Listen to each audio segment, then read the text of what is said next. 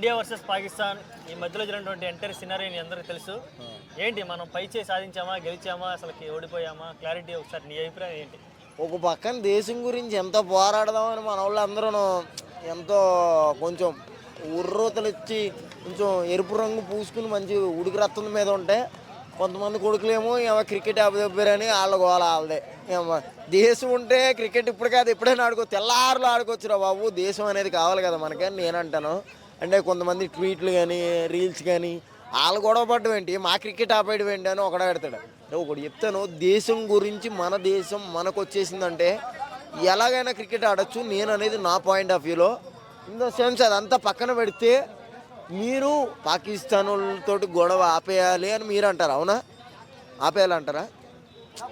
Okay, ప్రజలు మిక్స్డ్గా అనుకుంటున్నారు. కొంతమంది ఆపాలంటున్నారు, కొంతమంది చేయమంటున్నారు. అదే మీకు వచ్చిన ఏంటి అంటే ఆపాలంటారు. మనం పై చేయి సాధించామా లేదా అసలుకి పాకిస్తాన్ మీద? పై చేయి ఎందుకండి, పై చేయొద్దు. ఇప్పుడు కిక్ బాక్సింగ్లో ఆడతారు అవతలోడు కొడేసుకుంటాడు, యువతలోడు కొడేస్తాడు, మధ్యలో ఒక నిమిషం ఆపుతారు. ఎందుకు ఆపుతారు చెప్పండి?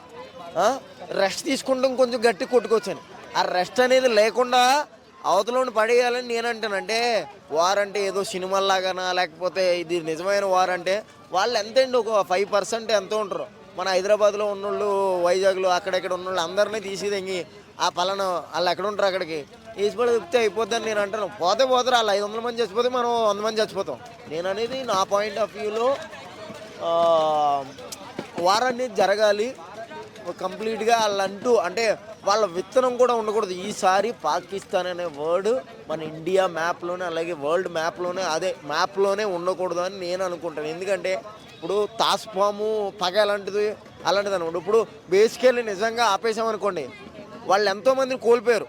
దీనివలన కోల్పోయిన వాళ్ళందరూ ఏం చేస్తారో తెలుసా, పలానా ఇండియా నా కొడుకుల వల్లనే మనం చచ్చిపోయాం ఇలాగా.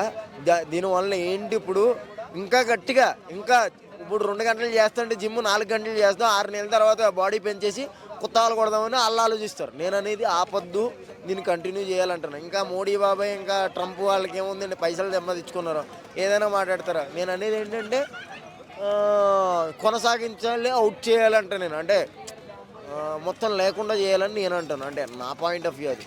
మీ పాయింట్ ఆఫ్ వ్యూ ఏంటో మీ ఇష్టం. Okay, thank you.